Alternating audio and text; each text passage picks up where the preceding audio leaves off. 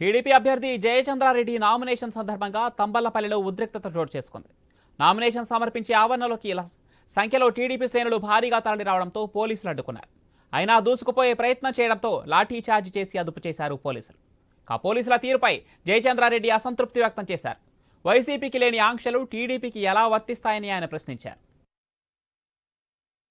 ఇప్పటి వరకు ఏదైతే ఈ తంబలపల్లి నియోజకవర్గాన్ని ఎడారి ప్రాంతంగా చేసినారో, ఎక్కడ చూసినా ఇసుక తీసేసి బోర్లలో భూగర్భ జలాలు లేకుండా చేసి రైతాంగాన్ని నడు రోడ్డుని పడేసినారో, ఉద్యోగాలు లేకుండా చేసి నిరుద్యోగులను భవిష్యత్తు లేకుండా, యువతకు భవిష్యత్తు లేకుండా డ్రగ్గాంధ్రప్రదేశ్గా ఇప్పటి వరకు ఎప్పుడూ చూడని తంబలపల్లి నియోజకవర్గాల్లో కూడా డ్రగ్స్ దొరుకుతున్నాయంటే ఎంత దిగజారి ఈ పాలకులు ఎంత దిగజారినారో అందరికీ తెలిసినదే.